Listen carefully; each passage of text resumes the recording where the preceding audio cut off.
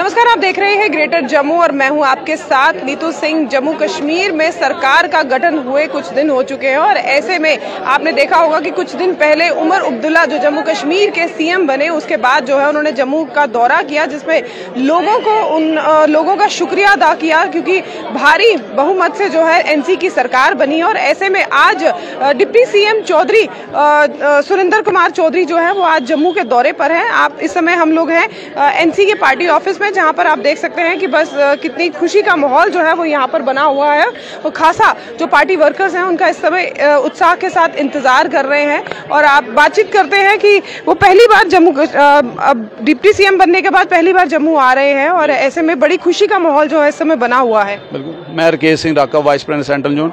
ये तो सही बात है, अभी उमर साहब पीछे आए थे तो खुशी का माहौल तो होता है। ये सीएम बने हैं, डिप्टी सीएम बने हैं, ये तो जम्मू कश्मीर के लिए खुशी का माहौल है, सिर्फ नेशनल कॉन्फ्रेंस के लिए नहीं है। और यहाँ जो लोग आए हैं ये नेशनल कॉन्फ्रेंस के लोग नहीं है, ये सारे जम्मू कश्मीर के लोग हैं, जम्मू के लोग हैं, जिनको खुशी है कि उमर साहब चीफ मिनिस्टर बने हैं और डिप्टी सीएम सुरेंद्र चौधरी जी बने हैं। क्योंकि बीजेपी ने हमें जो बनवास रखा था 14 साल का वो हट गया है और हट के आज ये इलेक्शन हुई है, ये बीजेपी ने नहीं कराई है।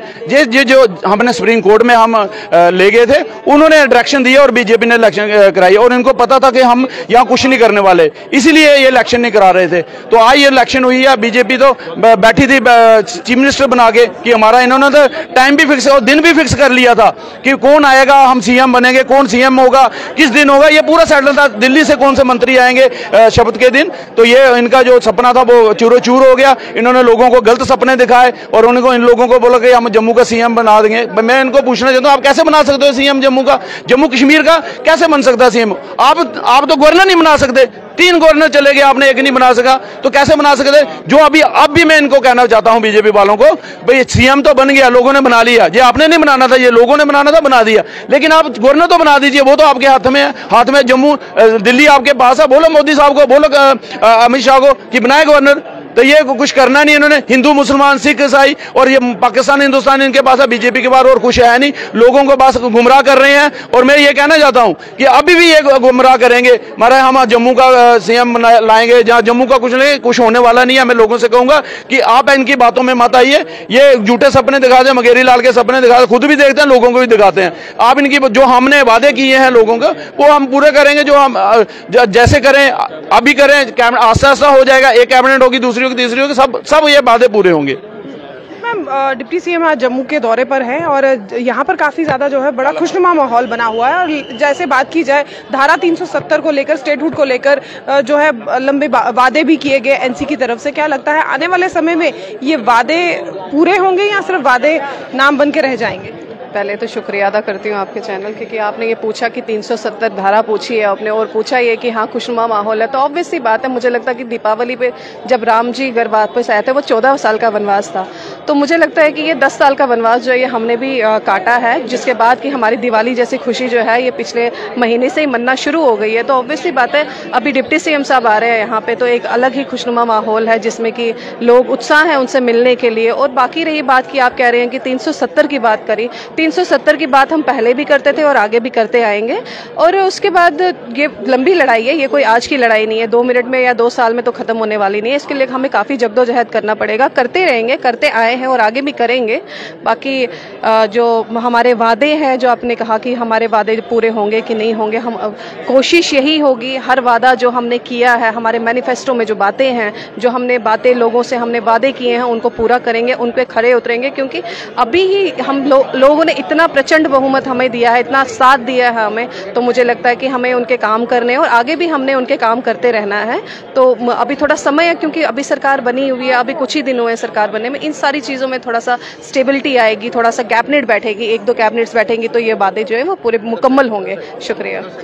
चूंकि उम्मीदें जो हैं सरकार से बहुत ज़्यादा इस समय जम्मू कश्मीर के लोगों को है और ऐसे में हाल ही में अभी उमर अब्दुल्ला जो जम्मू कश्मीर के सीएम है वो नरेंद्र मोदी से मिले, बड़ा ही पॉजिटिव जो हमने फोटोज में देखा, बड़ा ही वो दोनों चेहरे जो है हंसते हुए नजर आ रहे थे।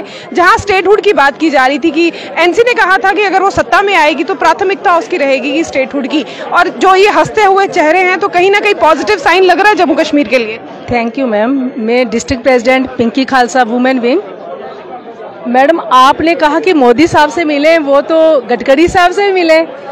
हाँ, बात की जाए अमित शाह से ही मिले, हर जगह हमने उनका जो चेहरा देखा पॉजिटिव ही देखा है। तो हम ये उम्मीद करते हैं कि जो लोगों की उम्मीदें हैं उस पर हमारी सरकार जो बनी है नई, उस पर खरा उतरेंगे उमर साहब, और जो लोगों की मुश्किलातें हैं वो उनका पूरा आश्वासन है कि वो हल करेंगे।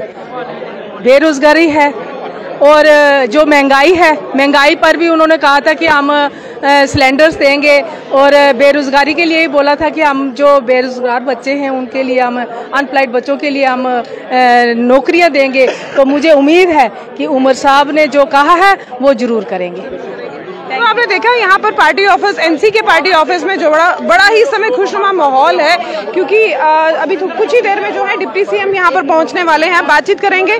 सर, जिस तरह से कुछ ही दिन मतलब अभी हाल ही में डिप्टी सीएम, वो हमारे सीएम जो है जम्मू कश्मीर के उमर अब्दुल्ला, वो प्रधानमंत्री से मिले, बड़ा खुशनुमा चेहरा था और लग रहा था कि जो बात हुई है वो बड़ी पॉजिटिव में गई है। क्या स्टेटहुड की बात जहां की गई थी कि स्टेटहुड जैसे ही एनसी अगर सत्ता में आएगी तो स्टेटहुड को बहाल किया जाएगा, क्या लगता है उस पर कितने प्रतिशत आपको लग रहा है कि वो बात जो है वो पूरी होगी?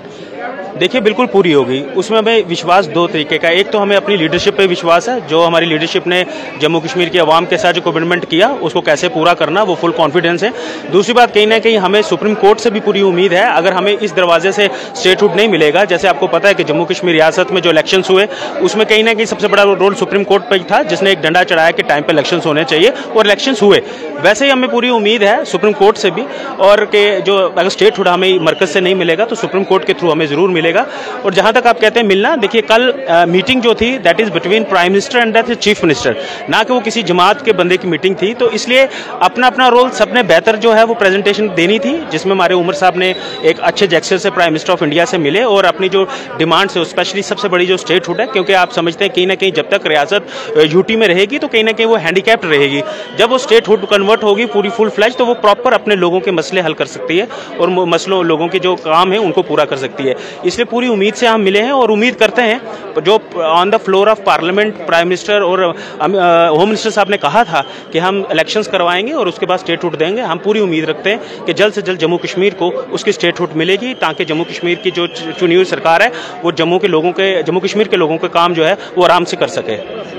आपसे भी जानना चाहेंगे, जिस तरह से बात हुई थी स्टेटहुड को लेकर, और ऐसे में जब असेंबली इलेक्शन की बात हुई और असेंबली इलेक्शन से पहले ही एलजी की पावर्स को बढ़ा दिया गया, तो कहीं ना कहीं ये कह सकते हैं कि हम सीएम के पास वो पावर नहीं जो पावर एलजी मनोज सिन्हा के पास है। तो क्या लगता है कि अब वो सत्ता में इस समय एनसी की गवर्नमेंट आ चुकी है, तो जो वादे किए गए, जो बड़ी बड़ी बातें की गई मैनिफेस्टो में, उसे पूरा करने में क्या समय लगेगा? नहीं, बिल्कुल नहीं। हमारी तो मैनिफेस्टो में बड़ी बेसिक चीज़ें बोली गई हैं। हमारी मैनिफेस्टो में सिलेंडर है, जैसे नौकरी है, ये तो बड़ी बेसिक चीज़ें, और ये मैनिफेस्टो के हिसाब से हमारा सारा काम अच्छे से होगा।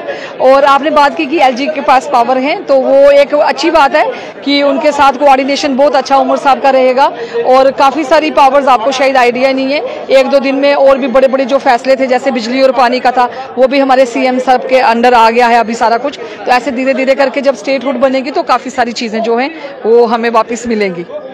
चलिए, शुक्रिया।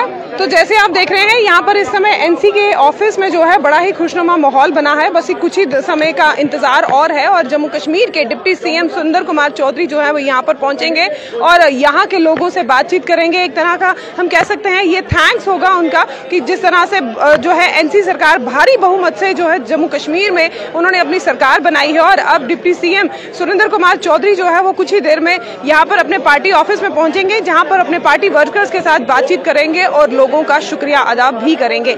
आगे आप इसी तरह की अपडेट्स के लिए जुड़े रहिए। बस कुछ ही देर में जो है सुरेंद्र कुमार चौधरी यहाँ पर पहुंचेंगे, फिर हम आपको बताएंगे कि किस तरह से उनकी क्या कुछ वो उन्होंने बात कही, वो आप जुड़े रहिएगा। तब तक के लिए ग्रेटर जम्मू के साथ कैमरामैन अजय जाडू के साथ मैं नीतू सिंह, ग्रेटर जम्मू के लिए धन्यवाद।